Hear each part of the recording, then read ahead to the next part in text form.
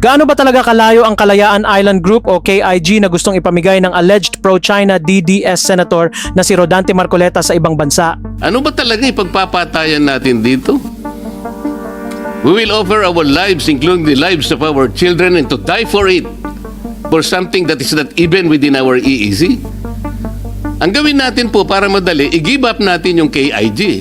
Mula sa nearest point ng China, ang Hainan Island, nasa mga 850 kilometers o 460 nautical miles ang layo ng KIG. Kung mula naman sa mainland China, tulad ng Guangdong, aabot sa halos 1,300 kilometro o 700 nautical miles ang distansya. Ang KIG ay nasa loob ng ating exclusive economic zone at bahagi ng Palawan. Matagal nang may mga Pilipinong naninirahan sa mga islang ito thanks to former President Ferdinand Marcos Sr. na nag-issue ng Presidential Decree No. 1596 in 1978 na lumikha sa Municipality of Kalayaan sa ilalim ng Palawan Province. Halos 400 na nakatira sa Pag-asa Island na may isang barangay. Ang buhay ng mga taga-Pag-asa hindi nalalayo sa buhay ng maraming Pilipino na nakatira malapit sa dagat. Pero sila araw-gabing nakaharap sa banta ng mga barko ng China na abot tanaw lamang. Malinaw ang mga basic facts na yan. Pero para kay Rodante Marcoleta, dapat daw isurrender ang KIG. Ewan kung dahil bobo lang talaga ang DDS senator na ito o sadyang pro-China lang. Ngayon, sa paglilinaw niya sa text message sa reporter na si Joseph Morong, iginiit ng pro-China DDS senator na wala naman daw siyang sinabing ipamigay ang KIG at sinisipa ang kanyang mga kritiko. Ganyan talaga kapag sinungaling. But the damage has been done. Hindi ba parang on the lines of treason na ang ginagawa niyang ito? O ano? Yun nga po yung sinasabi ng ibang tumatawag sa akin. Kasi malinaw dun sa Constitution, Article 12, no? Especially dun sa Article 13, ang Estado meron siyang duty na proteksyonan ng ating exclusive economic zone. No, binabanggit po ang exclusive economic zone sa Constitution.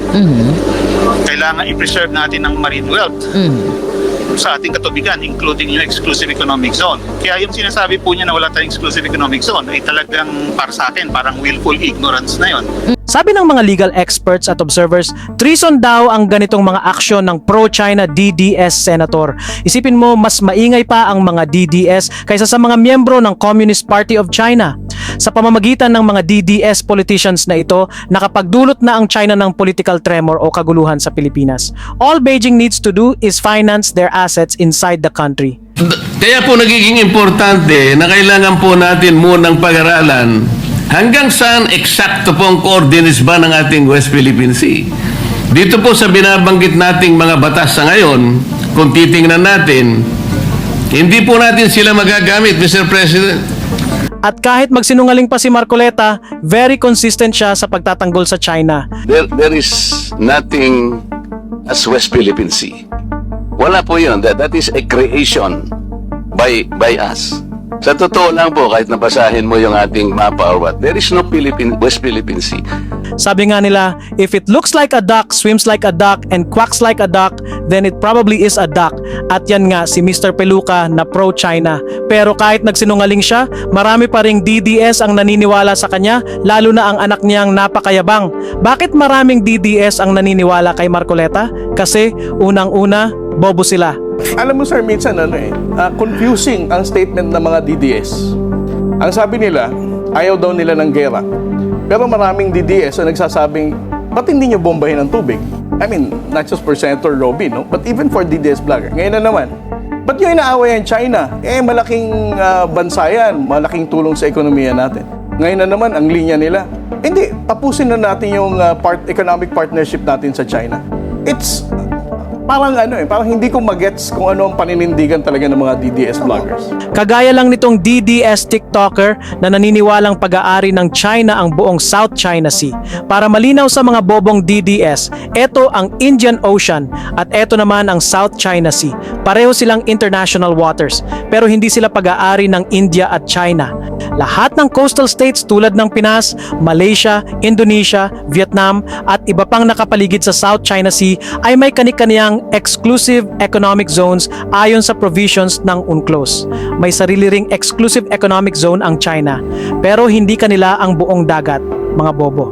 the complications of the West Philippine Sea has not been explained to our people. Kaya po, nagiging vulnerable tayong lahat eh. May ibang DDS na sobrang bobo na tila napakalaking problema sa kanila ang paggamit natin ng terminong West Philippine Sea, kagaya lang nitong fake babaylan na si Mr. Alan Troy na saksakan ng yabang at kabobohan dahil wala raw ito sa International Naming Convention. Meron tayong batas at domestic naming conventions na nag-authorize na tawagin ang ating EEZ na West Philippine Sea. At isa pa, hindi naman natin sinasakop ang EEZ ng ibang bansa. Kaya maling-mali at super bobo ang sinasabi ni Marcoleta na lagpas daw ang West Philippine Sea sa ating EEZ. Please, I would appreciate being clarified. Let me clarify, Mr. President. Are we getting the impression that the West Philippine Sea was awarded to us by the arbitral tribunal on a silver platter? Sinabi po niya kung nasaan yung ating mga coordinates? Well, Mr. President, Tayo po ay merong entitlement sa 200...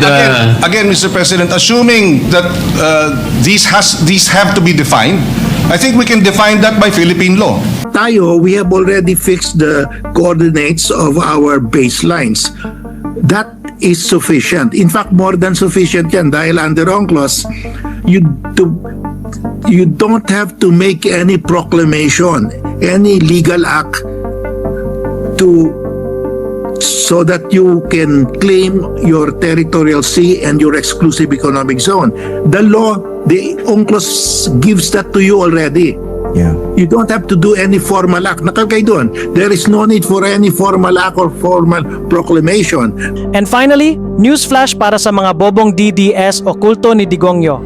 Ang tawag ng mga Indonesians sa kanilang EEZ ay North Natuna Sea. Sa Vietnam, ang tawag nila sa kanilang EEZ ay East Sea. Baka magalit din kayo sa Indonesia at Vietnam dahil sa sobrang pagiging makachina ninyo mga siraulo.